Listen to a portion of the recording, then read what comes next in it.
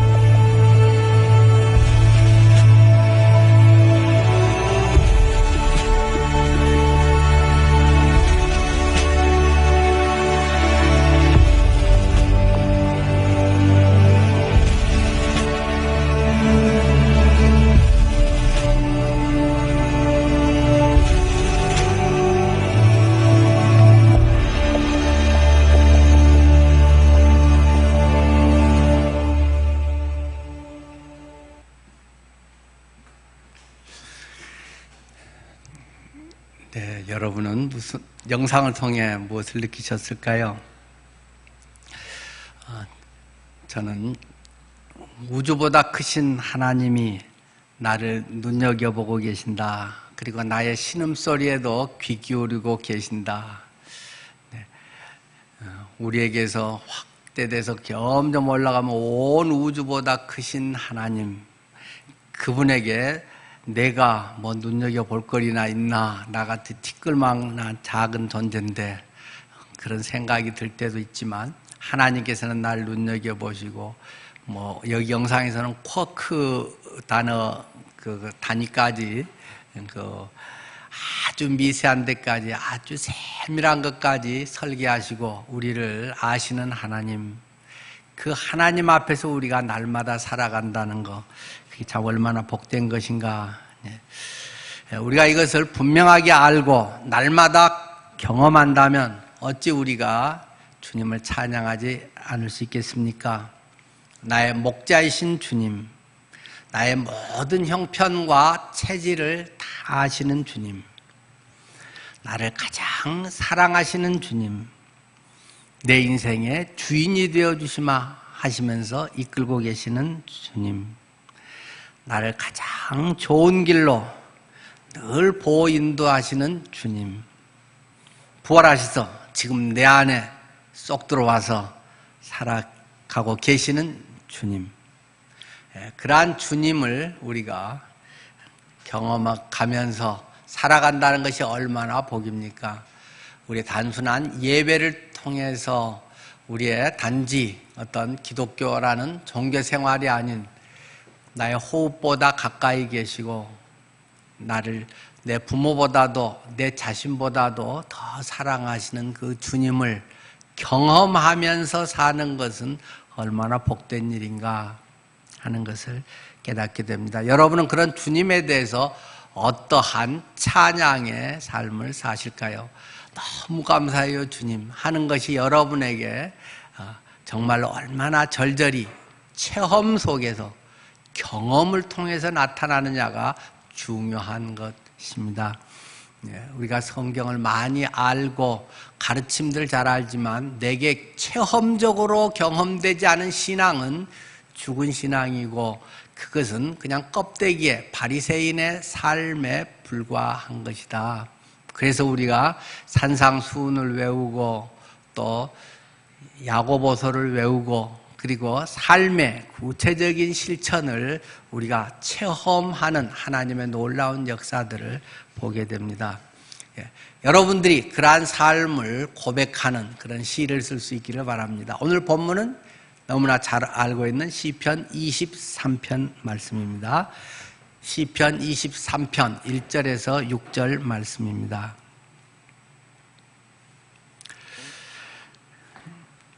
여호와는 나의 목자시니 내게 부족함이 없으리로다. 그가 나를 푸른 풀밭에 누이시며 쉴 만한 물가로 인도하시는도다. 내 영혼을 소생시키시고 자기 이름을 위하여 의의 길로 인도하시는도다. 내가 사망의 음침한 골짜기로 다닐지라도 해를 두려워하지 않을 것은 주께서 나와 함께 하심이라. 주의 지팡이와 막대기가 나를 안위하시나이다. 주께서 내 원수의 목전에서 내게 상을 차려주시고 기름을 내 머리에 부으셨으니 내 잔이 넘치나이다. 내 평생에 선하심과 인자하심이 반드시 나를 따르리니 내가 여호와의 집에 영원히 살리로다. 아멘. 이 시를 쓴 사람 다윗, 우리는 다윗에 대해서 잘 알고 있습니다. 다윗은 어떤 사람입니까? 한마디로 하면 파란만장한 인생을 살아간 사람이라고 할 수 있겠죠. 그는 시골뜨기 목자 출신입니다. 시골뜨기 목동으로서 별로 집에서도 인정받지 못하고 있는 막내였습니다. 그러나 그가 어느 날 갑자기 형님들 면회 갔다가 골리앗을 때려 죽이면서 영웅으로 등장하게 됩니다. 왕의 사위가 되는 최고의 결혼도 잘한 그러한 존재로 부각하게도 되죠. 그러나 우리 인생이 그렇게 늘 잘 풀리면 얼마나 좋겠습니까? 또 지금까지 잘 됐다고 앞으로 잘 되리라는 보장은 전혀 없다는 사실을 성경은 우리에게 말해주고 있습니다. 내가 바라는 것이 얼마가 지금 이루어졌다고 해서 앞으로 계속 그대로 유지될 것이다.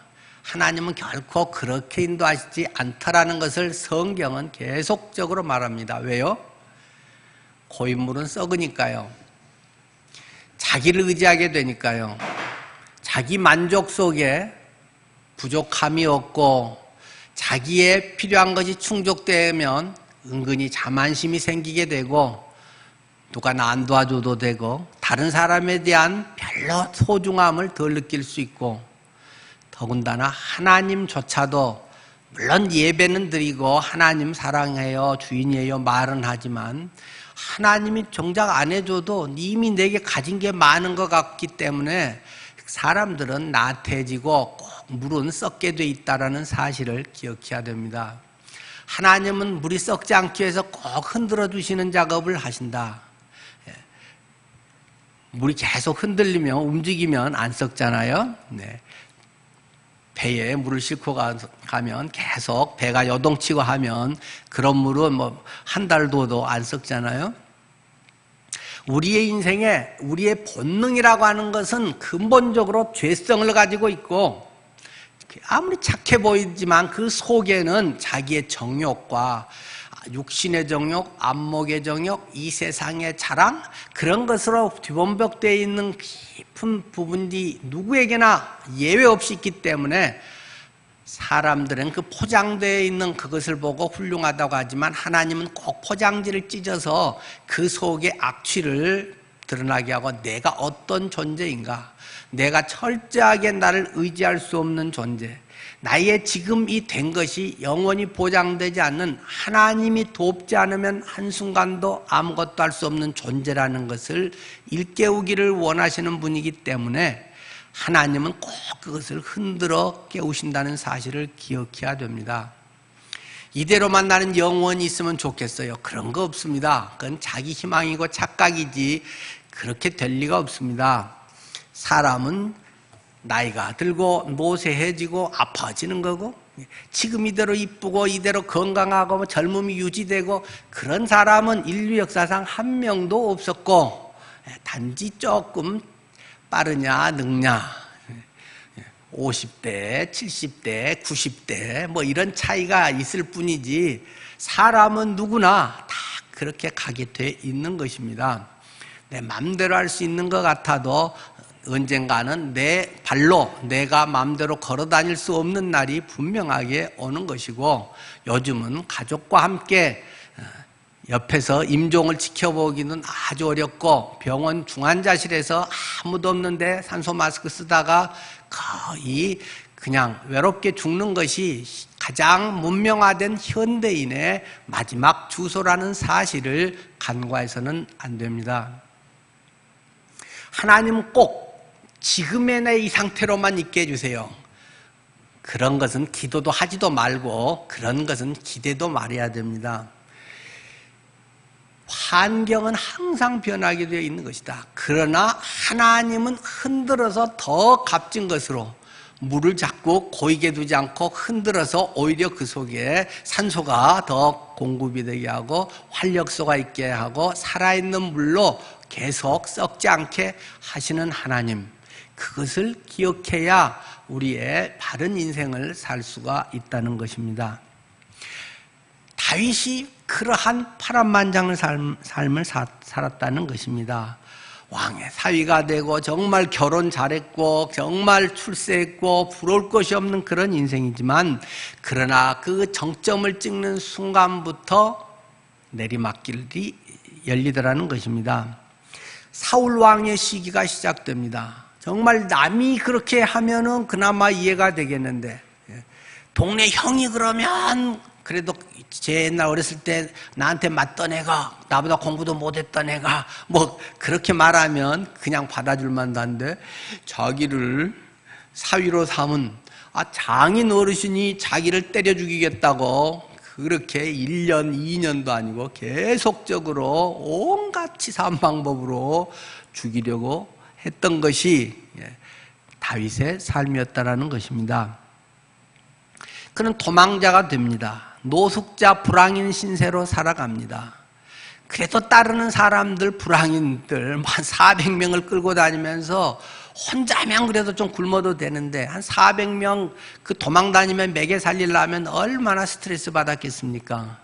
가족 2-3명 낳아도 내 자식들 어떤 먹여 살리는 가장의 그 중압감이 어깨를 내리누르는데 한 400여 명의 막 이런 군사들을 끌고 다니면서 그러한 사람들 책임진다는 것, 그리고 뭐 정식 직급을 주는 것도 아니고 월급을 주는 것도 아니고 체계된 훈련과 뭐 위계질서가 있는 것도 아니고 막 온갖 잡동사니에요. 막 성깔 나쁘고 뭐하고 불만 있고 이런 사람들 모아놓은 거니 얼마나 불평불만이 많고 얼마나 통솔하기가 어려웠겠습니까? 그래서 나중에 뭐 어떻게 좀 먹여보려고 해서 뭐 나발한테 가서 조금 우리 좀 해주세요. 전에 우리가 잘 지켜줬잖아요. 그랬더니 뭐 나발한테 아주 그냥 세상 말로 독무시를 당하고 그렇게 해서 다윗지가 뭔데 내가 언제 도와줬어? 뭐 일어나다 개무시당하면서 그 바울이 해서 이놈 때려 죽여버려 내가 놔두나. 근데 그나마 지혜로운 아내 아비가일이 이렇게 저렇게 달래가지고 했는데 뭐 나중에는 뭐 나발이 뭐 다르게 또 죽게 되지만, 하여튼 그런 상황을 봐도 얼마나 돈 때문에 쪼들렸는가, 얼마나 그 꾸려가는데 스트레스 많이 받았는가 하는 걸 충분히 우리는 알게 됩니다. 죽음의 위기도 뭐 한두 번 당했겠습니까? 싸움에서 뿐만 아니라 사울에게서도 뭐 결정적으로 거의 동굴에 들어와서 이제는 도간에 든 쥐라고 해서 죽을 뻔한 상황에 기가 막히게 하나님께서 또 구사일생으로 오히려 역전의 계기를 만들기도 하고, 허겁지겁 도망치기도 하고, 그냥 이웃 나라에 가서 미친 척하며 막 침 질질 흘리고 이렇게 해서 겨우, 야 제가 옛날에 그 골리앗을 죽였던 대단했던 다윗이야? 근데 애가 왜 저렇게 사람이 뭐 험하게 돼버렸어? 완전히 이제 사람 노릇도 못하구만. 뭐 그러기 위해서 그냥 침 흘리며 미친 척 하면서 이렇게 해서 겨우 뭐 목숨을 연명하기도 하고, 그러나 또 오르막길로 사울이 죽고 나서 또 왕으로 해서 모든 것이 부러울 것 없는 승승장구한 그러한 또 왕이 되죠. 부러울 것이 없는 부와 귀와 이런 영화들을 누리며 사는 삶이 되지요. 그러면 또 됐는가 했더니 그것도 아니더라는 것입니다. 늘 잘 나갈 때 조심해야 되는데 늘 이 정도면 됐어, 이제 왕까지 하고 정점을 찍었다, 늘 그럴 때는 내리막길이 있다는 사실을 꼭 기억해야 됩니다. 그때 밧세바와의 간음 사건이 일어나면서 그 뒤로 평생 다윗의 삶 속에 큰 못이 박히는 고통으로, 그로 인해서 내 아들이 죽는 사건의 씨앗이 되는 것을 우리는 잘 알고 있습니다.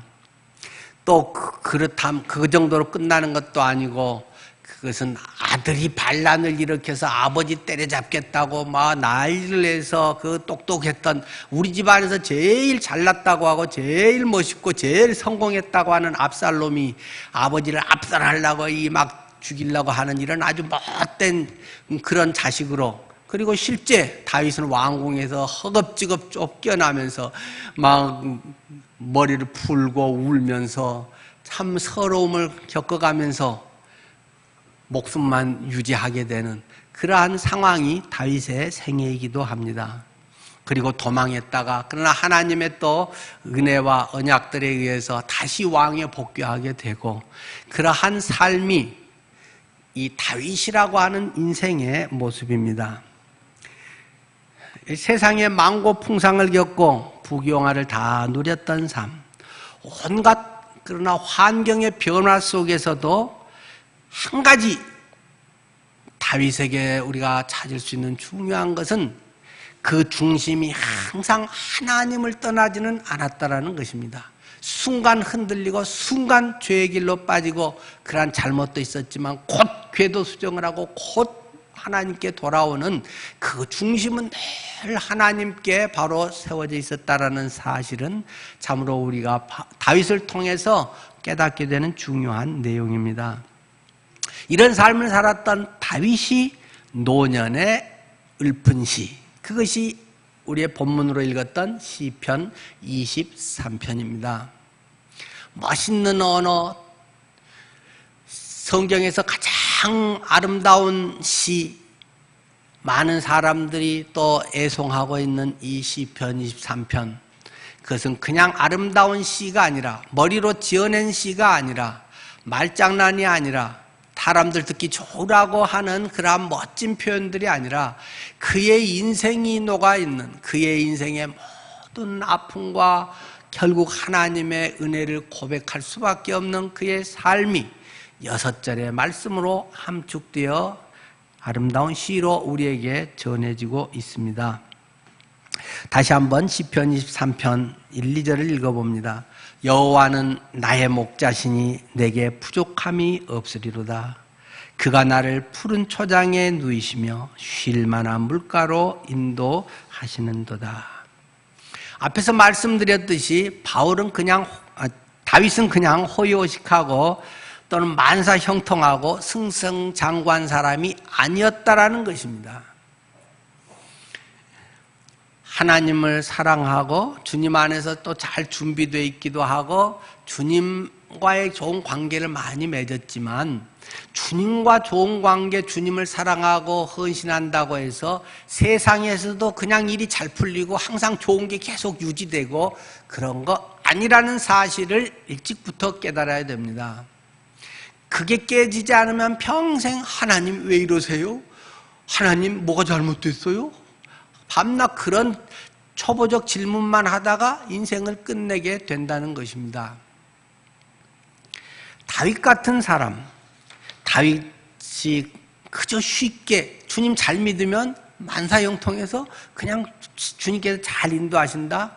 그런 거짓말에 속아서는 안 됩니다. 분명히 그런 면이 있지만 인생 전체로 보면 그저 우리가 만사형통한다고 하는 것은 돈 잘 벌고 결혼 잘하고 뭐든 좋은 직장에서 승진자라고 계속 건강하고 우리 가족들은 다 잘 되고 이런 지극히 눈에 보이는 것 중심의 삶이고 그것을 잘한다고 해서 하나님을 사랑하고 하나님의 복을 받았다고 말하는 것은 일찍 깨뜨려야 되는 우리의 거짓된 번영신학들입니다. 분명히 그런 면은 있고 하나님은 자녀가 잘 되길 원하고 잘 되게 하겠지만 성장통을 꼭 겪어야 한다는 사실을 말하고 있습니다. 자신은 잘하고 있었지만 거기에는 꼭 남들의 시기도 있습니다. 혹은 또 우리는 부족한 사람들이라서 자신의 죄와 잘못으로 인해서 고난도 많이 겪게 된다는 것입니다. 이 세상의 고난은 필수 코스다라는 것을 꼭 경험해야 됩니다. 모든 믿음의 사람들은 광야 학교를 잘 졸업한 사람들이다. 고난의 학교를 통과한 사람들이라는 사실을 기억해야 됩니다. 하나님 잘 믿는데 그냥 잘 됐다. 내가 안 믿고 내 마음대로 살기 때문에 그런 것이지 하나님을 정말 잘 믿기 때문에 그런 것이 아닌 가능성이 훨씬 많은 것입니다. 자기 자족, 하나님이 곧 흔들어 깨울 날이 있다는 사실을 기억해야 됩니다. 이대로 좋은 것이 계속 유지되지 않는다는 것을 절절히 깨달아야 됩니다.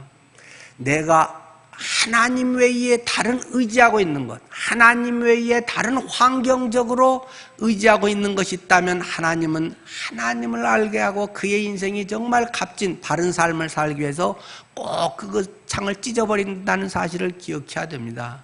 그걸 걷어치우는 하나님, 성경에는 수없이 우리에게 그것을 가르쳐주고 있습니다.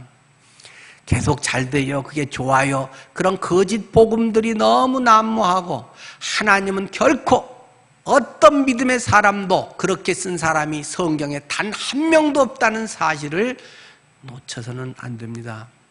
부분적으로 그런 경우는 분명히 은혜 가운데 있고 또 인생을 길게 보면은 고난이 내게 유익이다. 고난당하기 전에는 내가 그릇 행하였더니 고난을 당하고서 비로소 내 주제를 파악하고 이것이 하나님의 은혜다. 하나님이 해주신 것이구나. 하나님을 의지하지 않으면 살 수 없는 것이 내 인생이구나 하는 걸 절절히 깨닫게 하는 것이 은혜이고 그렇게 살 때 진정 값진 삶, 천국의 삶, 하나님의 나라를 이루는 삶, 자기의 소명의 길을 이루는 삶이라는 사실을 기억해야 됩니다. 이 광야의 학교를 통과해야 내 존재를 분명히 알게 됩니다. 내가 누군지를 알게 됩니다. 그렇지 않으면 우리는 건방기가 늘 있잖아요. 내가 좀 예쁜데, 내가 머리가 좋은데, 내가 이것을 좀 잘하는데, 내가 가진 게 뭐가 좀 있는데, 내가 이것은 뭐 남보다 그래도 앞서는데, 우리 속에 은근히 그런 것이 늘 깔려 있잖아요. 또 어떤 사람은 괜찮은데 열등감에 빠져 있는 사람도 있습니다. 나는 뭣도 못해, 저것도 안 돼, 늘 그렇게 빠져 있고 진정 나를 알지 못하는, 자기를 알기가 어려운 것입니다. 고난의 학교, 광야 학교를 통과할 때 그러한 찌꺼기가 빠지고 나를 진짜 나의 모습으로 존재를 발견하게 됩니다. 그리고 하나님이 누구인지를 경험적으로 확실하게 알게 됩니다. 요즘 강조해서 많이 이야기하고 있습니다마는 하나님을 경험적으로 알아야 됩니다.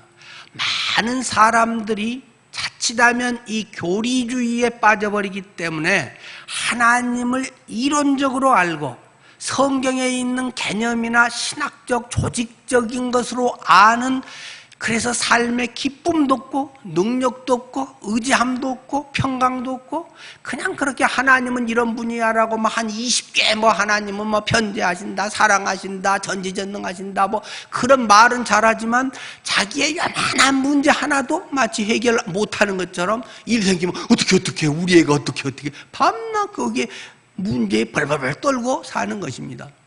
아직은 그 하나님을 모르고 있기 때문입니다. 하나님은 경험적으로 알아야 됩니다. 토요일 설교 지난 토요일 날도 그런 이야기를 했지만 어제 말고 그 전 토요일에요.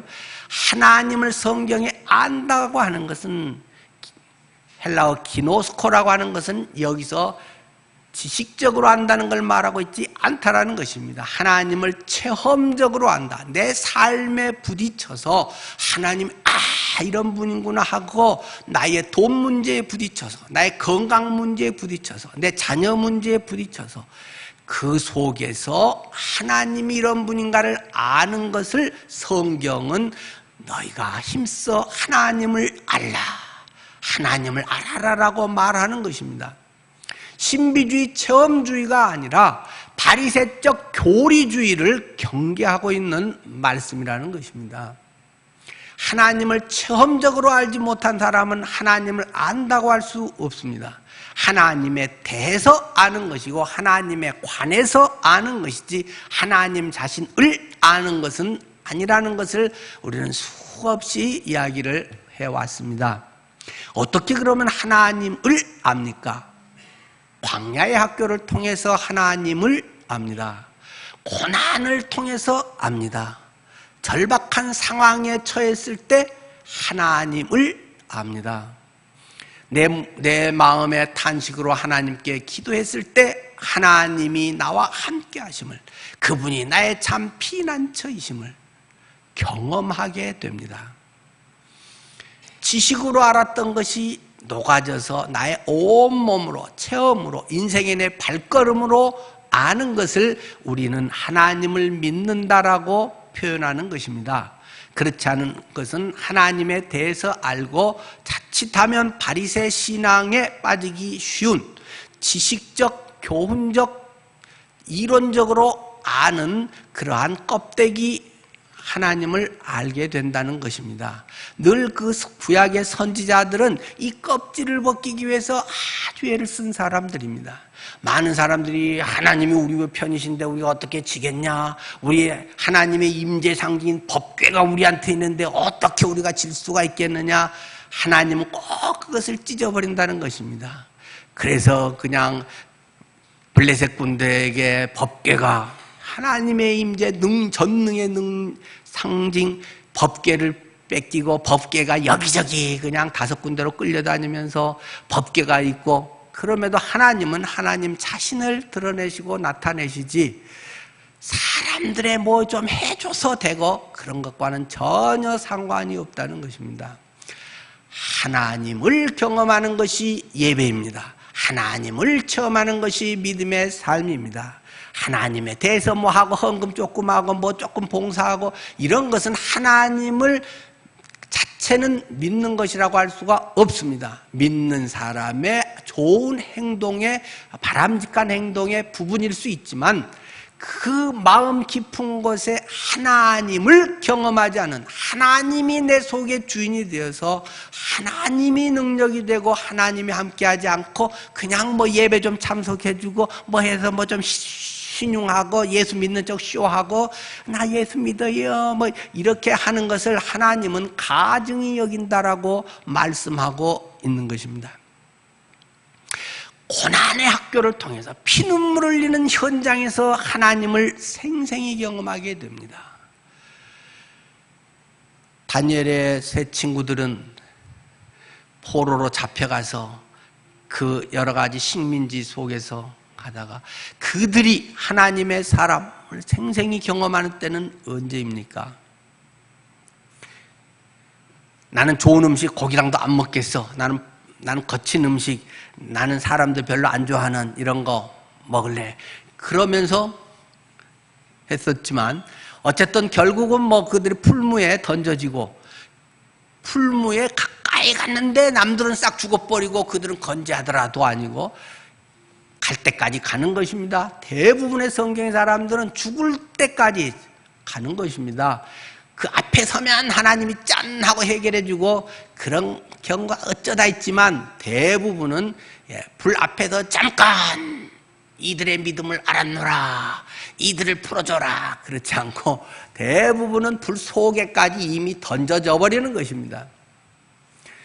던져졌을 때 비로소 3명이었는데 4명이 걸어다니지? 천사가 있었고 하나님이 함께 하셨구나 하는 것을 발견하게 됩니다. 달같이 위대한 사람, 다니엘같이 위대한 사람도 그가 정말로 그 신상에 절하지 않고 정말 믿음을 굳게 지켜서 하루에 3번 예루살렘을 향해서 막 공개적으로 문을 열어놓고 하면 야, 네 믿음을 보았노라 하면서 사자굴에 던져지려고 할 때 잠깐 네가 진짜 신앙이다. 그렇지 않습니다. 굴 속에 던져져 버리는 것입니다. 이미 굴 속에 쳐 넣어지는 것이고 굴 속에 들어가 버리는 것입니다. 다만 그 다음에 하나님이 사자의 입을 봉해서 막 배고파서 잡아 먹고 싶은데 그냥 이게 씹어지지도 않고 입만 이렇게 하고 그냥 턱관절 이상이 되어버렸는지 잡아먹을 수가 없게 된 거지. 왕이 어떻고 환경이 어떻고 그럴 때도 있긴 하지만 대부분은 던져져 버리면 하나님만이 할 수 있는 하나님의 능력을 나타내신다는 것을 기억해야 됩니다. 거기에 참 믿음이 있는 것입니다. 그렇게 해서 하나님을 경험하는 것입니다. 하나님이 어떤 분인가를 비로소 내 온 생애 속에 경험하게 되는 것이고 그것이 주님의 흔적이 되는 것입니다. 모든 성경 인물들이 그렇듯이 성숙한 주님의 일꾼으로 빚어지는 사람들은 또 의롭게 살려고 하는 사람들은 예수님을 닮기 원하는 믿음의 사람들은 꼭 이 코스를 통과해야 됩니다. 대부분이 통과하고 안 해도 되는 사람이 있는 게 아니라 한 명도 빠짐없이 이 코스를 통과하지 않고는 빚어질 수 없습니다. 왜요? 우리의 본능이 죄성이 있고 자기가 주인이고 잘난 척하기 쉽고 내 보호 본능이 내 가족에 대한 내 자녀에 대한 본능적인 것들이 우리 속에 훨씬 강력하기 때문에 하나님에 대한 것보다 말은 하나님이 하셨습니다라고 하지만 본능은 이렇게 주셨기 때문에 내가 뭐 됐기 때문에 그것이 은혜라고 말하고 있다는 속성을 하나님은 속속들이 꿰뚫어보고 계시기 때문에 그 껍질을 벗기는 것입니다. 지난주 많은 분들이 우리 조한울 목사님 간증에 감동을 받으셨잖아요. 나는 자녀들이 주님의 자녀입니다. 주님께 다 내놨습니다. 주님께서 키우실 겁니다. 라고 했지만 정작 학교 입학하는 거 하나에도 얼마나 내가 자녀에 사로잡혀 있는가를 발견하게 된다는 것입니다. 선교의 첫걸음은 거기에 있는 거 아니겠습니까? 사실 뭐 학교 안 가면 죽나요? 홈스쿨링 할 수도 있고 현지 학교 가면 되고 뭐 세네갈의 사람들 다 현지 학교 다니고 물론 거기에 여러 환경이라든가 또 앞으로 하나님의 인도하심들이 있고 하기 때문에 그런데 거기서 하나님이 하는 것은 뭐 여기 학교를 갔다 저기 학교를 갔다 그게 중요한 것이 아니고 네 믿음의 문제구나. 그것이 네가 놨다고 하지만 정작 네 자식의 문제에 있어서는, 내 문제에 있어서는 몸살이고 있고, 그것이 나는 주님의 것이에요, 주님은 나의 주인이에요 말하고 있지만, 네 손에 나고 네 앞에서 어려움이 닥치기 전에는 그것은 개념일 뿐이다. 성경의 이론일 뿐이고, 마음에 주님 거예요, 주님 드려요, 주님 마음대로 하세요 라고 하는 것일 뿐이다. 그것을 비로소 깨닫게 한 것이라는 간증 아니겠습니까? 누구에게나 마찬가지입니다. 시편 23편의 고백은 그런 데 속에서 나오는 것입니다. 내 자신이 깨뜨려지지 않은, 요것만은 하나님 손 안 대면 좋겠어요, 요것만은 그대로만 됐으면 좋겠어요. 하나님은 꼭 조금 짓궂은 분이셔서 그걸 꼭 깨뜨리신다는 것입니다. 그래야 비로소 나의 본 모습을 알게 되고 비로소 거듭나게 된다는 것입니다.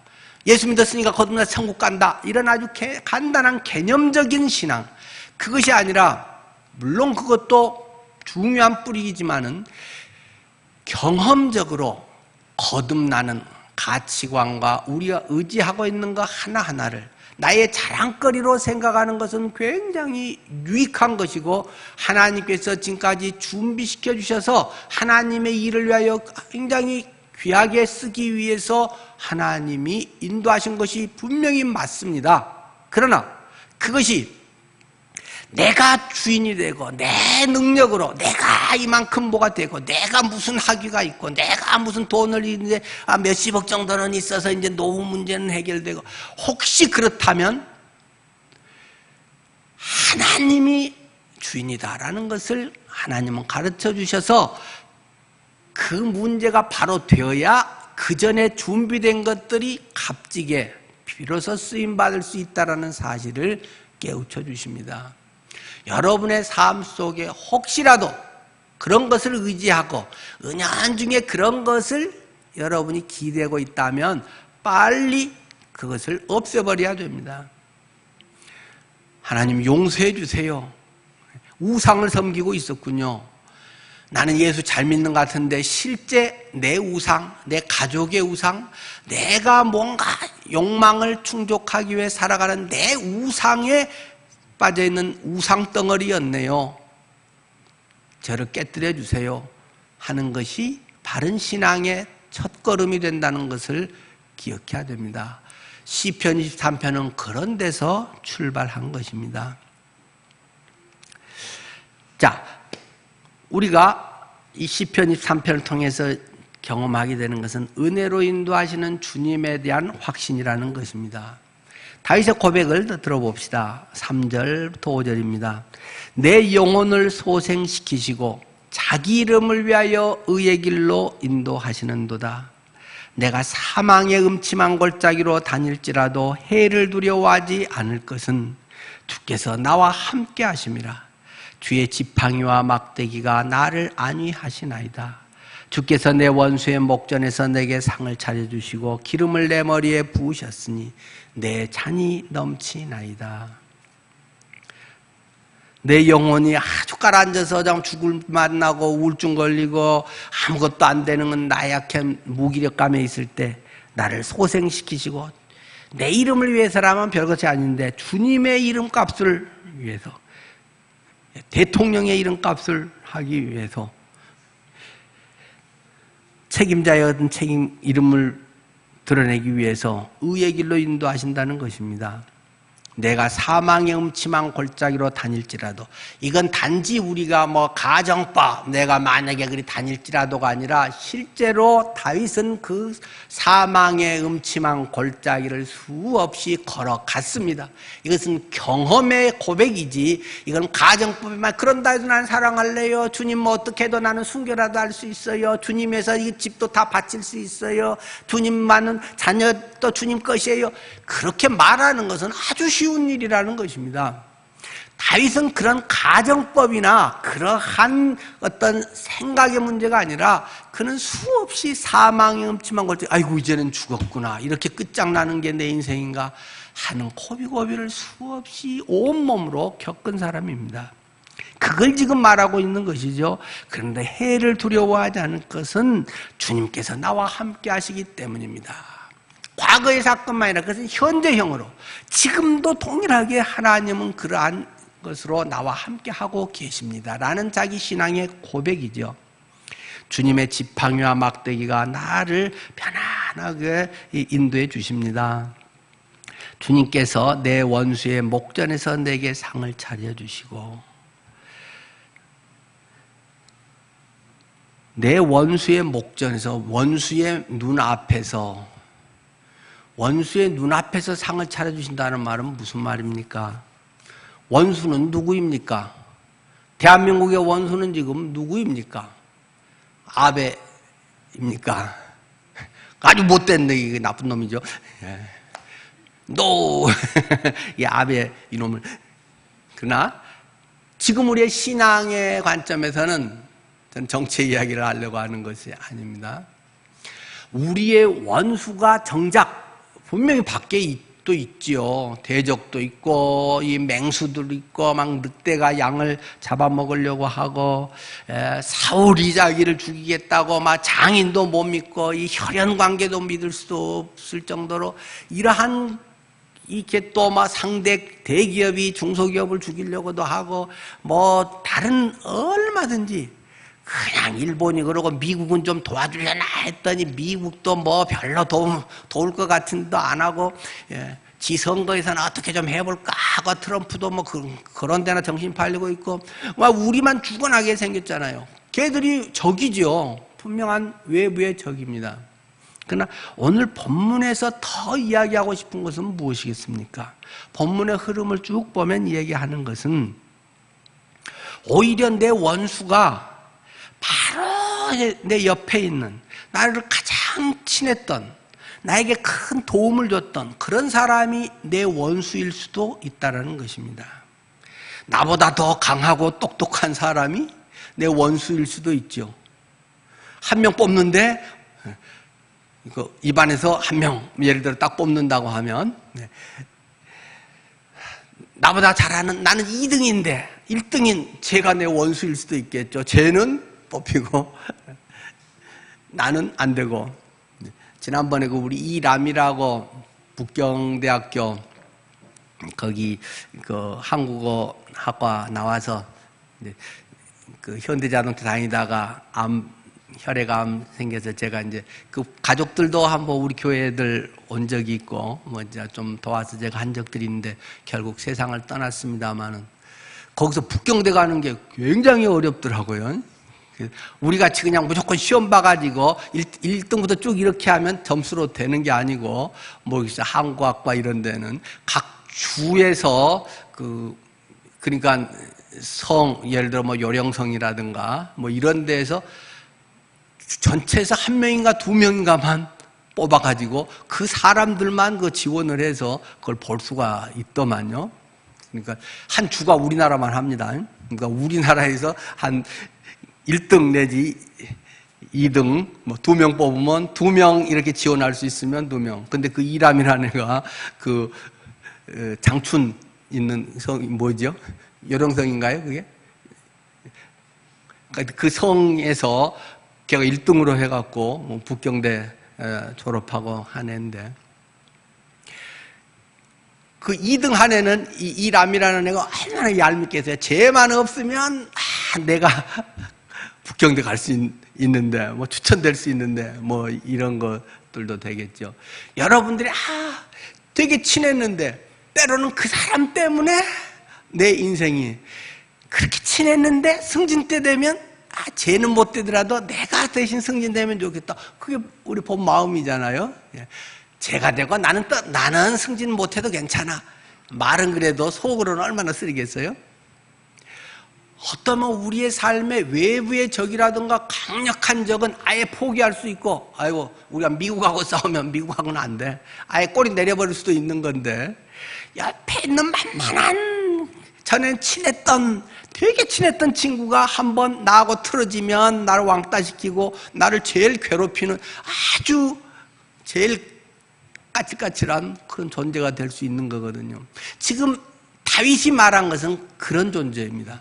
내 원수의 목전에서 내게 상을 베푸시고, 상을 베푼다는 건 뭐겠습니까? 지금 개정판 이 점은 조금 더 번역이 잘 된 거예요. 옛날 성경은 어떻게 됐죠? 옛날 성경은 내게 상을 베푸시고였는데 지금 개정판은 뭐라고 번역이 됐죠?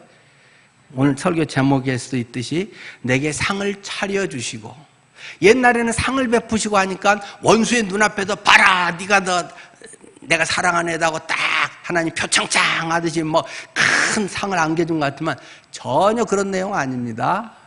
상이라고 하는 것은 밥상입니다. 여기서는 밥상을 차려주시고 그 말입니다. 영어 성경에는 뭐라고 되어 있나요? 테이블을 차려주신다, 밥상 차려주신다 그 말입니다. 여기 시편 23편은.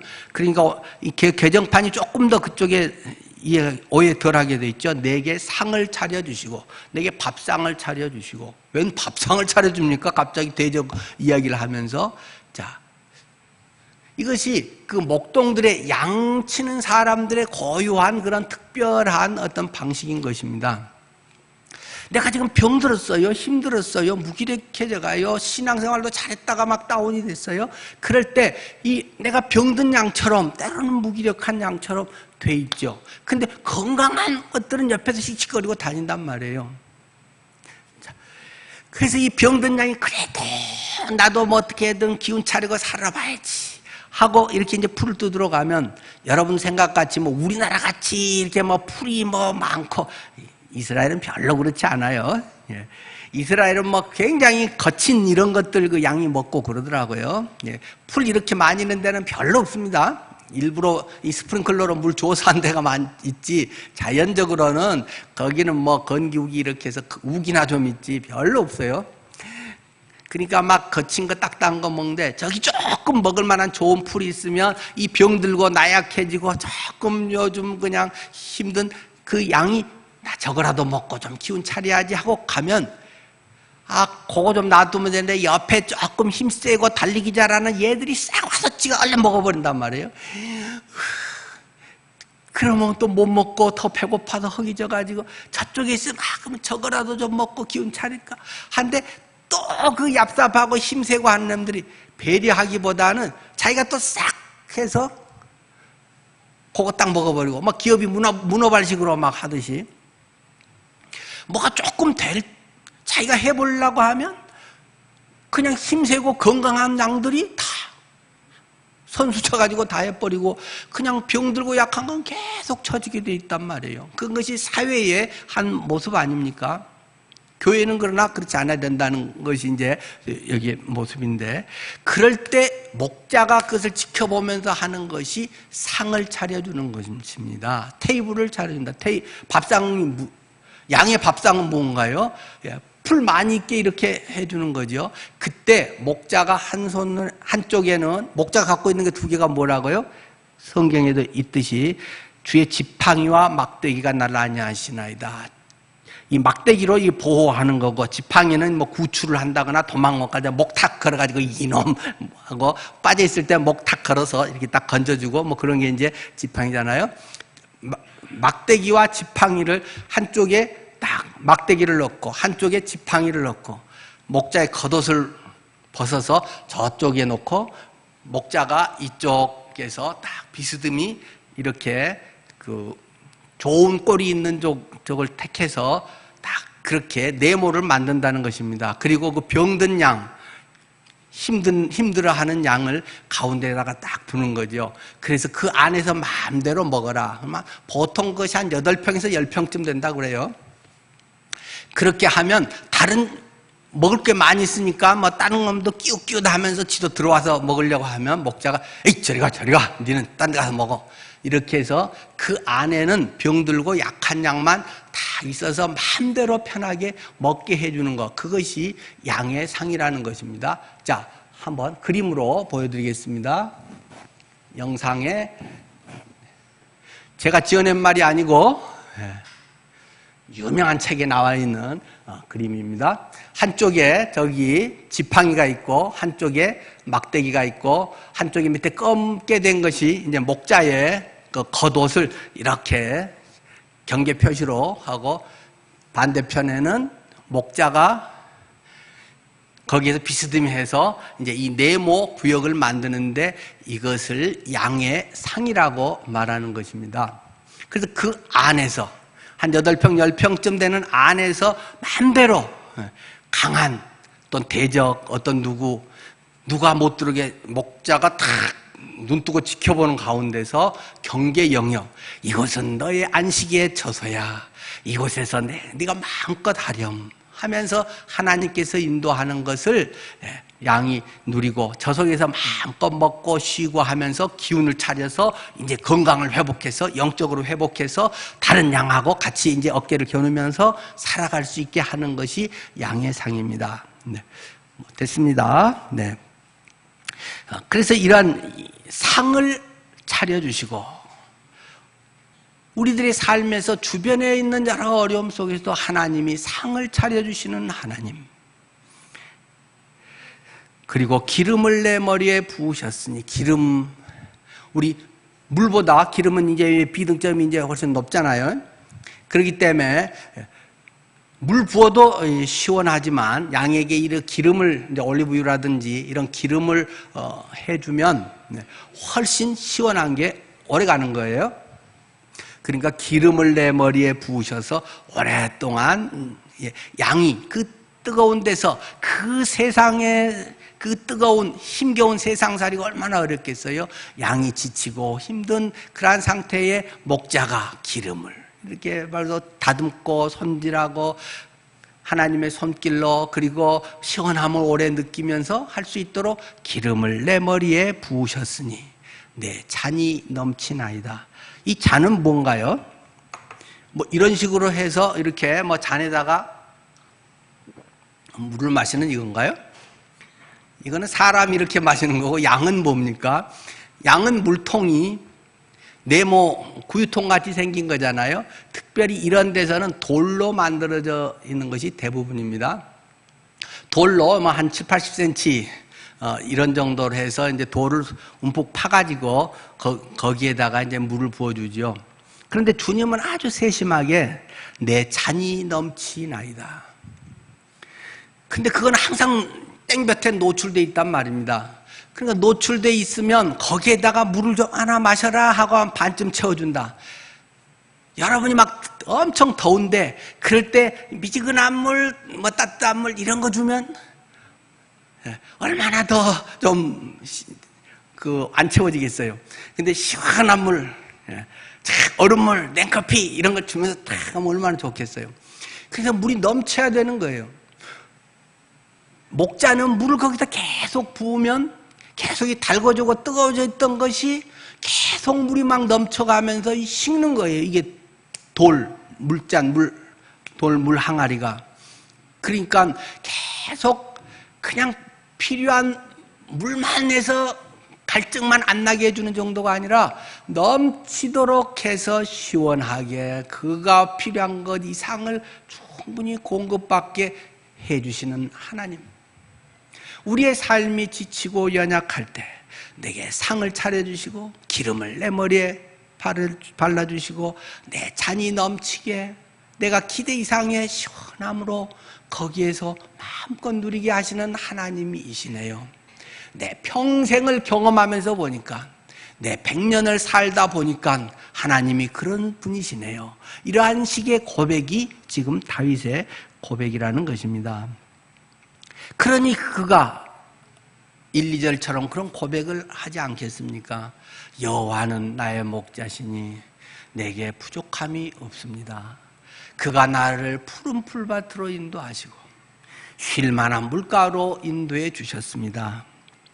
그러니 어찌 6절 같은 고백을 안 하겠습니까? 나의 평생에 선하심과 인자하심이 반드시 나를 따르리니, 선하심과 인자하심이 항상 잘 된다, 항상 편한다, 생각하는 거 된다, 그런 거 아니라고 계속 말씀을 드렸습니다. 근데 지내고 보니까 그때 그 어려움 안 당했으면 내가 언제 철들었을까? 그때 안 했으면 내 잘난 맛에 내가 뭐 된 줄 알고 살았을 텐데, 아하, 고난이 때로는 고난을 또 꺾어버리지 않고 거기에서 다시 회복해서 하나님의 놀라운 은혜를 경험하고 진짜 중요한 것이 뭔지를 발견하고 내 인생의 가치관을 새롭게 하고 영혼의 눈이 뜨고 그것을 선하고 선하심과 인자하심이 반드시 나를 따르리니 그러니 내가 어찌 주님과 영원히 살고 싶지 않겠어요? 내가 여호와의 집에 영원히 거하겠습니다 라는 고백을 그의 노년의 인생을 다 거의 살아가면서 하게 되는 것입니다. 오늘 주님은 동일하게 나의 목자입니다. 다윗의 목자, 그분이 김효연의 목자, 여러분의 동일한 목자다. 부활하셔서 지금 내 안에 쏙 들어와 계셔서 나를 그렇게 인도하시는 분이라는 것을 성경은 고백하고 있는 것입니다. 여러분의 삶에 힘겨운 과정은 분명히 있을 것입니다. 그러나 그때 내게 상을 차려주시는 하나님, 기름을 내 머리에 부어주시는 하나님, 내 찬이 넘치나이다 고백하게 하시는 하나님, 그분이 지금 함께하고 계신다는 사실을 확신하고 믿음으로 힘차게 나가기를 축원합니다. 기도하겠습니다.